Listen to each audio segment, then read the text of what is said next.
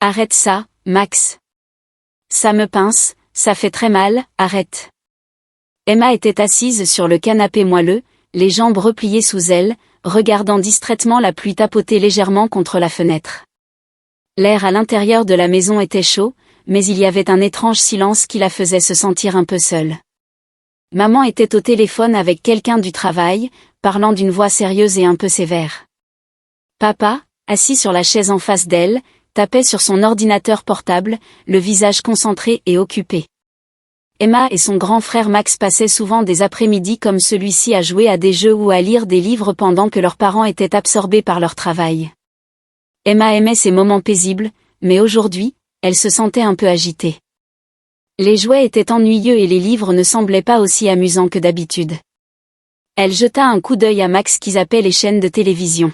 « Max, » dit Emma d'une voix un peu hésitante, « que fais-tu » Max, qui était d'un an plus âgé qu'Emma et toujours le plus aventureux, se pencha en avant, les yeux brillants d'excitation. « Regarde ça, Emma.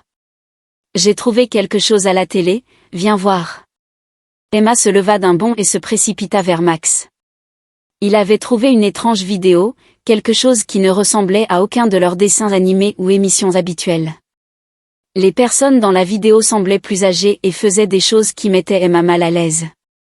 Elles agissaient d'une manière qui n'avait pas de sens pour elle. Elle plissa les yeux devant l'écran, son cœur commençant à s'emballer un peu. « Qu'est-ce que c'est, Max » demanda-t-elle doucement, la voix teintée de confusion. Max, cependant, ne semblait pas inquiet du tout. « Je ne sais pas, mais c'est probablement quelque chose pour les adultes. Regardons-le. » Emma hésita. La vidéo semblait mauvaise d'une certaine manière, mais Max était déjà absorbé par l'écran. Elle se déplaça inconfortablement sur le canapé. Ce n'était qu'une vidéo, non ? Peut-être que ce n'était pas si mal. Elle décida de rester et de regarder, sa curiosité prenant le dessus. Alors que la vidéo continuait, les personnes à l'écran faisaient des choses qu'Emma ne comprenait pas. Elle ne connaissait pas les mots pour ce qu'elle faisait, mais son estomac se tordait. Les sons provenant de la télé étaient étranges et la mettaient mal à l'aise d'une manière qu'elle ne pouvait pas expliquer. Elle jeta un coup d'œil à Max, qui semblait absorbé, regardant attentivement. L'esprit d'Emma était rempli de questions. Pourquoi agissait-elle ainsi ? Pourquoi cela la mettait-elle si mal à l'aise ? Elle pensa à sa maman et son papa qui lui disaient toujours qu'il y avait certaines choses qui étaient seulement pour les adultes. Était-ce l'une de ces choses ? Max se tourna vers elle avec un sourire excité. « Je pense que c'est juste quelque chose que les adultes font. Ça n'a pas l'air mauvais. Nous devrions essayer aussi. » Les yeux d'Emma s'agrandirent. « Que veux-tu dire par « essayer » demanda-t-elle d'une voix à peine audible.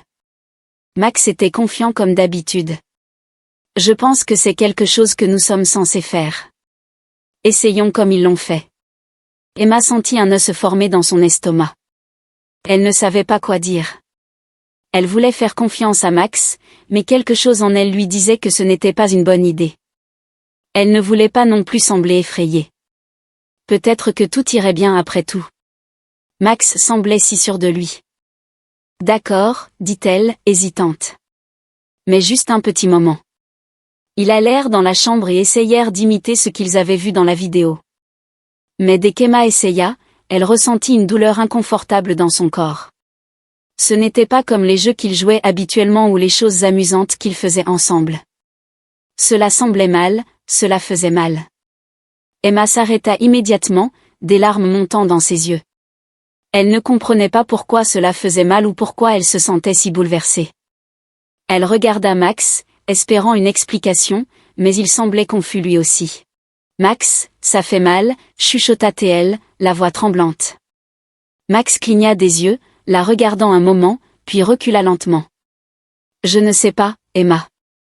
Peut-être que nous n'étions pas censés le faire comme ils l'ont fait dans la vidéo. C'est bon, nous pouvons arrêter. » Emma hocha la tête rapidement, se sentant soulagée. Elle se recroquevilla en boule sur le lit, son cœur battant.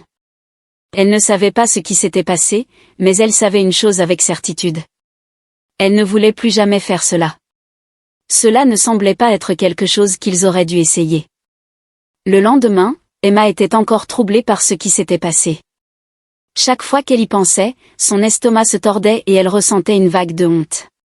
Sa mère était toujours occupée au travail, et Emma ne savait pas à qui parler de ce qu'elle avait vécu. Finalement, elle décida de se confier à Antia, leur voisine gentille et compréhensive. Antia l'écouta attentivement, une expression de profonde sympathie sur le visage. « Emma, je suis si fière de toi de m'en parler. Ce que tu as vu n'était pas pour toi. Parfois, les adultes font des choses qui ne sont pas appropriées pour les enfants. Ne fais jamais quelque chose qui te met mal à l'aise, d'accord ?» Les mots d'Antia réconfortèrent Emma. Pour la première fois depuis l'incident, elle se sentait un peu mieux. Plus tard dans la journée, Antia parla à la mère d'Emma, qui décida de prendre une pause dans son travail pour discuter avec ses enfants. « Emma, je suis si fière de toi d'être venue me voir, » dit sa mère en la serrant dans ses bras. « Ce que tu as vu était pour les adultes. Tu n'as rien fait de mal. » Max, resté silencieux jusque-là, s'excusa, les yeux pleins de remords. « Je suis désolée, Emma. Je pensais juste que c'était un jeu. » Emma hocha la tête, réconfortée par les paroles de son frère. « C'est bon, Max. On a appris quelque chose. » Emma ne pouvait pas s'arrêter de penser à ce qui s'était passé. Chaque fois qu'elle y pensait, sa poitrine se serrait. Elle voulait parler à quelqu'un, mais à qui? Sa mère était toujours occupée avec le travail, et chaque fois qu'Emma essayait d'attirer son attention, sa mère disait « Pas maintenant, Emma. Maman travaille. » Emma se sentait seule. Elle ne voulait pas déranger sa mère à nouveau, mais l'inquiétude en elle grandissait. Elle souhaitait pouvoir dire à quelqu'un ce qui s'était passé, mais elle ne savait pas comment. Et si personne ne comprenait? Et s'ils étaient en colère contre elle pour avoir même regardé la vidéo en premier lieu? Emma se tourna dans son lit cette nuit-là, le poids de ses pensées l'oppressant. Elle ne savait pas à qui parler, et cela la rendait encore plus confuse. Elle ne voulait pas garder ce secret, mais elle ne savait pas comment en parler. Le lendemain matin, Antia, la voisine, frappa à la porte. Antia était toujours gentille. Elle aimait bavarder avec Emma et Max chaque fois qu'ils avaient besoin de quelqu'un à qui parler. Elle avait une manière douce et rassurante qui faisait se sentir Emma en sécurité. Emma était assise sur le canapé, regardant ses mains, quand Antia vint s'asseoir à côté d'elle. « Qu'y a-t-il, chérie ?» demanda-t-elle doucement, remarquant à quel point Emma semblait silencieuse. Emma hésita, puis sentit une vague de soulagement la submerger. Elle avait besoin de parler. « Antia, commença Emma, j'ai vu quelque chose à la télé hier avec Max. Nous ne comprenions pas et cela m'a fait me sentir bizarre. Nous avons essayé et cela a fait mal. Je ne sais pas si c'était mal, mais cela semblait mal. » Antia écouta attentivement, le visage plein de compréhension. « Emma, je suis si contente que tu me l'aies dit. Tu as fait ce qu'il fallait en venant me voir. Ce que tu as vu n'était pas quelque chose destiné aux enfants. Parfois, les gens font des vidéos qui sont confuses et pas correctes pour que vous les regardiez ou les fassiez. Tu ne devrais jamais essayer quelque chose qui te met mal à l'aise. » Le cœur d'Emma battait avec un mélange de confusion et de soulagement. « Pourquoi cela a-t-il fait mal, Antia? Pourquoi est-ce que je ne comprends pas ?» Antia sourit doucement, écartant une mèche de cheveux du visage d'Emma. « Ma chérie, il est parfaitement normal d'être curieux, mais ton corps est encore jeune et il y a certaines choses que les adultes font mais pour lesquelles tu n'es pas encore prête. Tu n'as pas besoin de tout comprendre tout de suite. Ce qui est important, c'est que tu n'essaies jamais quelque chose qui te fait te sentir mal. Ton corps t'appartient et il est important de le garder en sécurité. » Emma sentit une pelle envahir.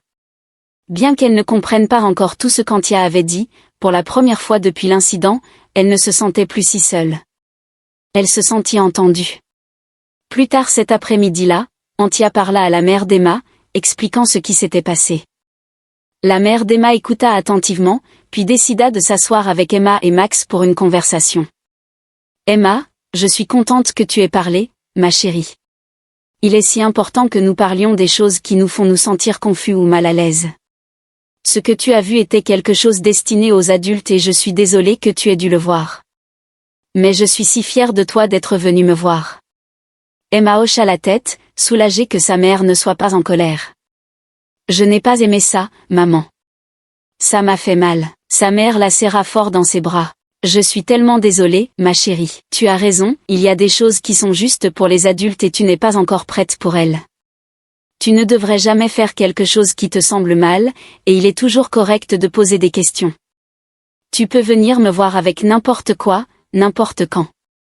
Max, qui avait été silencieux pendant tout ce temps, prit la parole. Je suis vraiment désolée, Emma. Je ne pensais pas que cela te ferait mal. Je pensais que nous jouions juste. Emma sourit doucement. C'est bon, Max. Je pense que nous avons tous les deux appris quelque chose. Au fil du temps, la mère d'Emma décida de prendre une pause dans son travail, réalisant que ses enfants avaient grandi et qu'ils avaient besoin d'en apprendre davantage sur l'éducation sexuelle.